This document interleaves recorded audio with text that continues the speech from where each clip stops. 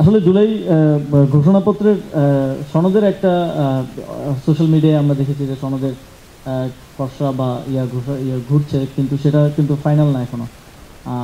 যতক্ষণ না ফাইনাল ভার্সনটা আসছে ততক্ষণ পর্যন্ত বলা যাচ্ছে না। আর ঘোষণাপত্রের অনেক ভুয়া খসড়া বা অনেক পূর্বের খসড়া যদিও আছে, ঘোষণাপত্রের মূল কপিটা এখন পর্যন্ত আমিও দেখতে পারিনি, তবে মোটামুটি একটা ধারণা আছে ইন প্রিন্সিপাল। আপনারা জানেন যেহেতু এই সময়ে ঘোষণাপত্র দেয়া হচ্ছে, সেক্ষেত্রে প্রথম দিক থেকে একটা ছিল যে বিশেষ করে বড় রাজনৈতিক দলগুলোর সাথে একটা বোঝাপড়ার মাধ্যমে, ইন প্রিন্সিপাল একটা বোঝাপড়ার মাধ্যমে ঘোষণাপত্রটা দেয়া।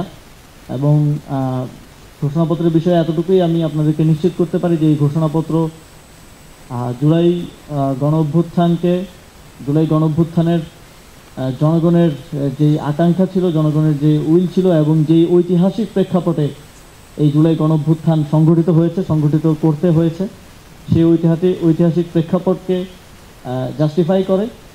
এবং এই ঘোষণাপত্র শুধু একটা পলিটিক্যাল ডকুমেন্ট না, এটার যথাযথ সাংবিধানিক স্বীকৃতি দেওয়া হবে। একটা বিষয়ে নিয়ে আমরা আলোচনা করছি যে জুলাই গণ অভ্যুত্থানের প্রাপ্তি অপ্রাপ্তির খতিয়ান। এটা অনেক আমাদের জন্য, বিশেষ করে আমার জন্য একটু মিশ্র প্রতিক্রিয়া সৃষ্টি করে যখন এই শব্দগুলো শুনি।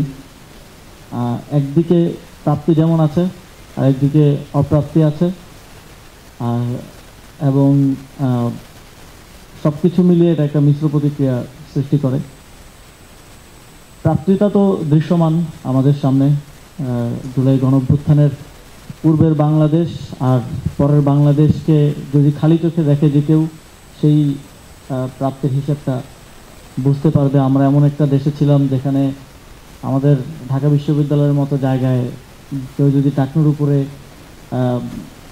কাপড় পরে তাকে জামাত শিবির ট্যাগ দিয়ে মারা হতো, এমনকি সেটা হত্যা পর্যন্ত গড়াতো বেস্টম নির্যাতনে।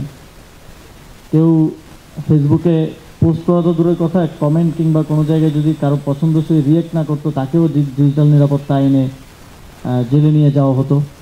আমরা দেখেছি আমাদের জগন্নাথ বিশ্ববিদ্যালয়ের বোন খাদিজাকে কীভাবে 1 বছরেরও বেশি সময় জেলে থাকতে হয়েছে। আমরা আবরার ফাহাদকে দেখেছি আধিপত্যবাদের বিরুদ্ধে একটা ফেসবুক পোস্টের জন্য তাকে নির্মমভাবে জীবন দিতে হয়েছে।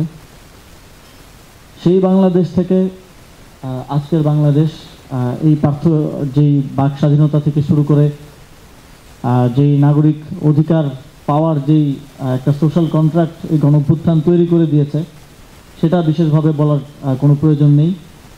তবে আমরা আমাদের এক দফায় যেটা বলেছি যে শেখ হাসিনার পতন এবং ফ্যাসিবাদী ব্যবস্থার বিলোপ, প্রথম অংশ তো 5 আগস্ট আমরা সফল করতে পেরেছি, কিন্তু এই এক দফার যে দ্বিতীয় অংশ, সেটা সফল করার ক্ষেত্রে আমাদের গ্র্যাজুয়াল উদ্যোগের মধ্য দিয়ে যেতে হয়েছে এবং এখনো হচ্ছে। ফ্যাসিবাদী যেই ব্যবস্থা সেটা তো একদিনে তৈরি হয় নাই, বা শেখ হাসিনা 16 বছরও তৈরি হয়েছে সেটা আমি বলবো না। সরোয়ার তুষার ভাই খুব গুরুত্বপূর্ণ আলোচনা করেছেন। এটার শুরুটা হয়েছে 72-এর সংবিধান থেকে, এবং সেটা আমাদের যেই সরকারে এসেছে তারা তাদের সুবিধা মতো সেই সংবিধানের পরিবর্তন করতে করতে সেটাকে আরও 72-এর সংবিধানের একদম খারাপ ভার্সনটার অবস্থায় আমরা এখন আছি, যেহেতু অন্তর্বর্তীকালীন সরকার আক্ষরিক অর্থে সংবিধান পরিবর্তন করেনি বা করতে পারেনি। এবং আমরা যদি 5 আগস্টের কথা বলি, সেখান থেকেই তো প্রাপ্তি অপ্রাপ্তির হিসাবটা শুরু হলো।